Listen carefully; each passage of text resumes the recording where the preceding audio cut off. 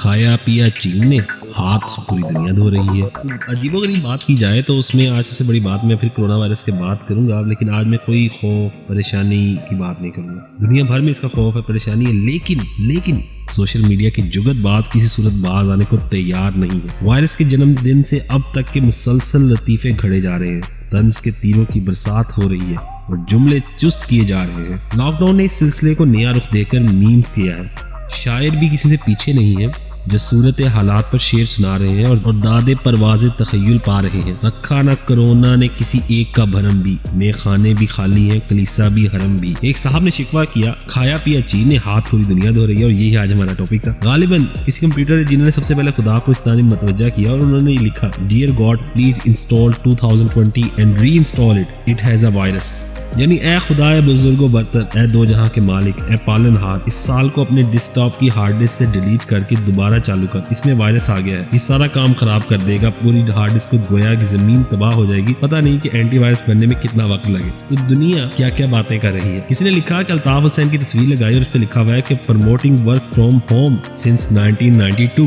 گویا یاد دلایا کہ 1992 کے دور میں گھر میں بیٹھ کر خدمات انجام دے رہے ہیں۔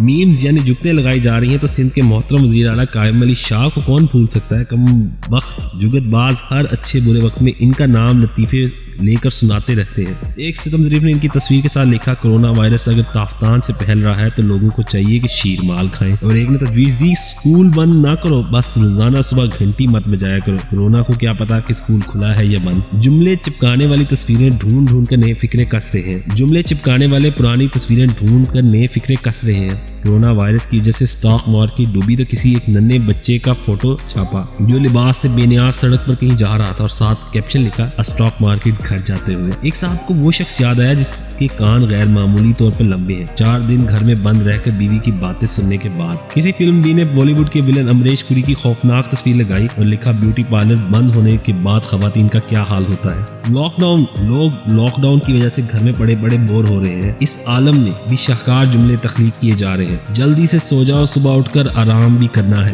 گھر ٹرین جیسا لگنے لگا ہے، واش روم جاؤ پھر واپس آئے اور سیٹ پہ بیٹھ جاؤ، باہر نکلو تو کرونا، گھر میں رہو تو یہ کرونا وہ کرونا۔ کئی لوگوں کو فرصت ملا تو انہوں نے خوب تحقیقی اور سوشل میڈیا کے دوستوں کو ایک شریک بھی کیا۔ انہوں نے لکھا کہ پنکھے کے پر میں 9 اسکرو ہوتے ہیں، ٹک بسکٹ میں 31 سوراخ ہوتے ہیں، فل ٹوٹی کھول کر لوٹا بھرنے میں 12 سیکنڈ لگتے ہیں، پنکھا آف کر دو تو اسے رکنے میں 1 منٹ 5 سیکنڈ لگتے ہیں، بیڈ روم سے ڈائننگ روم تک کا فاصلہ 25 قدم ہے، دائیں طرف لیٹ کر سونے سے نیند جلدی آ جاتی ہے۔ لاک ڈاؤن میں گھر سے نکلنے پر پابندی ہے، لیکن لوگوں کو اشیاء ضرورت حاصل کرنے کے لیے نکلنا پڑتا ہے، اور پولیس سے ملاقات ہو جائے تو خوب خاطر تواضع کرتی ہے۔ کوئی اس مہمان نوازی سے مستفید ہو کر لوٹا تو یہ شعر لکھا ایک ہی صف میں مرغا بن گئے محمود و ایاز، نہ کوئی دہی لا سکا نہ کوئی آلو پیاز۔ جن دوستوں کو ستاروں کا حال جاننے کا شوق ہے ان کے لیے ایک ستارہ شناس نے ہفتے نہیں پورے مہینے کا حال لکھ دیا۔ برج اسد گھر پر رہیں گے، برج سملا گھر پر رہیں گے، برج میزان گھر پر ہی رہیں گے۔ یہ کیسے ہو سکتا ہے کہ لطیفے گھڑے جا رہے ہوں اور لوگ اپنی حکومت کو بھول جائیں؟ چنانچہ سولت پاشا صاحب نے فرمایا قیامت کے دن سب نجات طلب کر رہے ہوں گے اور ہماری حکومت چندے کے لیے اوورسیز پاکستانی ڈھونڈ رہی ہوگی۔ ایک مفتی صاحب نے پتہ نہیں کرونا وائرس پر طرز کیا یا کسی اور، کرونا تو ایسے تباہی مچا رہا ہے جیسے 22 سال جدوجہد کے بعد آیا ہو، اور معلوم نہیں یہ کس تاریخ داں کا جملہ ہے کہ اس سے پہلے صرف اسلام اتنی تیزی سے پھیلا تھا۔